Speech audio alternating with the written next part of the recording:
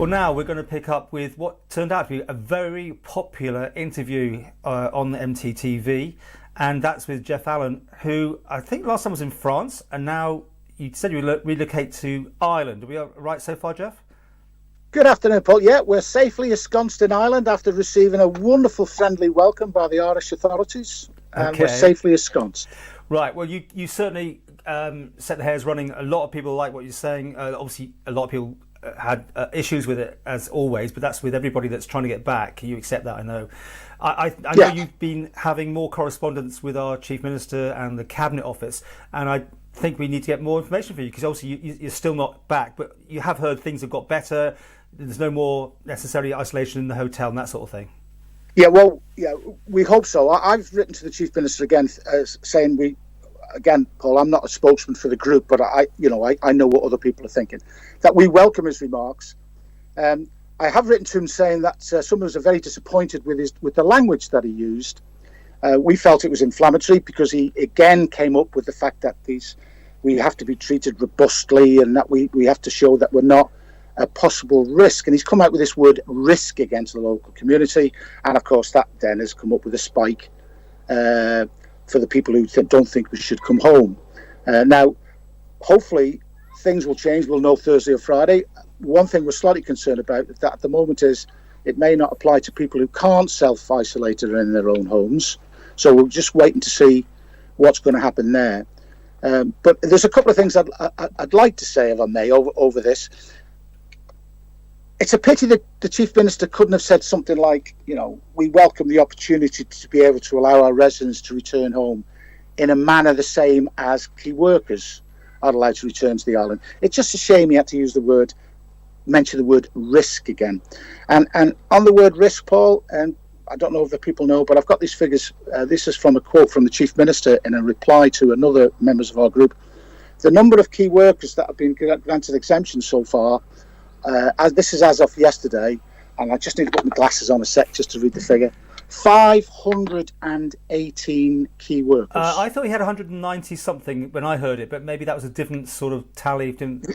Yeah, this was from yesterday, and I can actually break these down into. Excuse the dog in the background, Paul. I can break these down. There are 26 granted by the Chief Secretary, 380 national infrastructure, which I understand includes a group of workers working on the MER railway lines at the moment, which hardly seems critical. Anyway, 3 police or fire, 34 medical, and 75 patient transfers have all been allowed to come to the Isle of Man and have not been required to go into quarantine. So if you were serving policeman still, Geoff, not retired, you'd be in, I guess, then? Yeah, actually, that's a good point, Paul. There are 3 police or fire. If I was an English police officer and applied to join the Isle of Man Constabulary, I would be allowed to come and just self-isolate. But because I'm a retired police officer who's Manx, I can't. Now, I'm sure the clinicians, I'd love it to speak to a clinician to explain to me the logic of that one. And also the other thing that, again, which I think annoys most of us, is that the purpose of the quarantine is to make sure we haven't got the virus. But if we're not tested, if those in the hotel aren't tested, and the latest 29 will probably be out by now, no tests. Well, you're keeping in touch with those people, aren't you? Because you have a group going. Yeah. And there's quite an elderly person I keep hearing. Is that confirmed up there, by the way? Yeah, I've had correspondence from people in the hotel to say that one of the residents who are in isolation is an 87-year-old local woman. I know who she is. I know her name, which I'm not going to mention for her privacy. She has mobility issues, and she is treated the same as everybody else, basically locked in a room, or locked as far as I'm concerned. Well, it's alarmed. For 23 hours. Yeah, but it's like you can't go out. So let's use the word. Yeah, it's alarmed door. You're right, Paul. I'm sorry about that.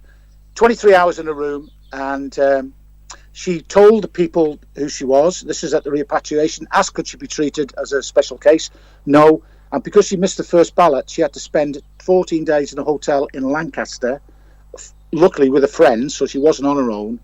But she's still in her room on her own. And Paul, an 87-year-old woman, I mean, come on. But the good news seems to be that they accept that this hasn't worked out. I mean, I don't know what... There'll be questions being asked, no doubt, on how much this whole exercise has cost the government Oh, yes. and thing. I'm waiting for that one to come Yeah. out. But you now can come back surely at some point, can't you? Now, and self-isolate. From what I understand, from what the Chief Minister said on Tuesday in Tynwald, and from an email I've had this morning from the repatriation team, it would appear that those of us who have, this is where we're not too sure what self-isolation means, but in my case, for example, I have a house which is now I can go to. It's unoccupied at the moment. I can go straight back to it. At the moment, it would appear that myself and my wife can fill in the form, get the authority. I can make my own sailing date. I can tell them what day I'm travelling, and then I'll be able to come home and travel to my house and self-isolate. And to be honest with you, Paul, this is all of us just wanted to do. We didn't want to be treated any different than anybody else. We didn't. That's all we want. But I have got some good news at the end of it. Oh, okay. All right. If you're in the Comus Hotel, and apparently they changed their mind, and they can go home from the Comus. So if they've only been there a week or 8 days, they're allowed to go home from the Comus Hotel, provided they can do it safely. And the good news is they can apply to have their money back for the days they're not going to stay there. Is that definite, or you just? No, that was a question which Okay. an MHK from Onken asked the Chief Minister Right. in Tynwald on Tuesday. Well, as I said at the beginning of this, people really got a lot out of listening to you, and I've known you for many years, and there's one thing about you is you put it very succinctly, and obviously lessons have been learned. You accept that this was Paul, came from nowhere. Hindsight is a wonderful thing, and this is not a politician knocking. Hindsight's a wonderful thing. The only thing I'm disappointed is the things that we've been saying from day one, the government have now accepted, and we just can't understand why the clinicians, for example, are saying basically that I can't come home, but a new police officer can, and I can use that as the perfect example. Where's the difference, Paul? And that's been the case from day one. What's the difference? And the other bit that people have said is communication. Have you had? I mean, you've been writing and you've been getting some response. Have you had the communication you think you needed?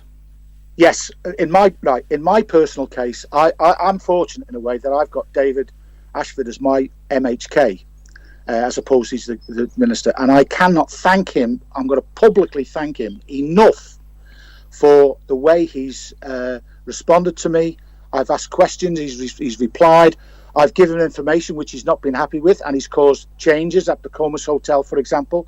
I cannot speak highly enough. I don't agree with his policy, but that's a political thing.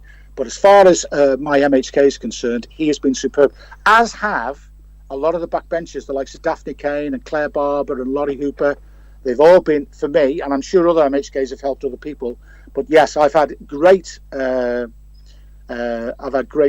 communication as far as I'm concerned. Okay, to finish with, when will we see you back here then? Have you got any idea? Well, hopefully, depending on, I'm having trouble with the repatriation form. Actually, it won't go to page 2 for some reason. I don't know why. But if all goes well, hopefully we're going to aim to be home on Monday or Tuesday. It was going to originally be Wednesday, but they now said that I think they've said we can come back on any sail, and once we get the authority. So hopefully Monday, Tuesday, 2 weeks in isolation, and then you and I can have a coffee down in a certain cafe in Victoria Street. Well, I tell you what, we'll do another update when you get back, and I'm sure that everyone's interested in your story now. And whatever happens, and I know people do get very angry about this whole thing. The amount of people who write things, it's quite hurtful, I'm sure. But you put your case across, and this is what's happening. That's all you're saying, right? Yeah. And can I just a little aside? I hope I'm not going on here. When we arrived in Dublin yesterday, all we had to do was fill a form and saying where we were going. That's it, big smile. And as we, not Dublin, Rosslare. And as we drove out of the port, we hit a police road check, and this Irish policeman came up to me. He had the biggest smile on his face you've ever seen, and he came up to me and he looked at the van and he went, "There'll be no racing in the Isle of Man this year, then, will there?" Welcome to Ireland, and I tell you what.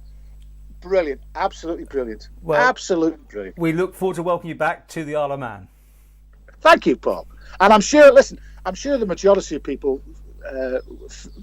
think we've been treated badly. I'm sure they do. And I don't take any notice of the small minority.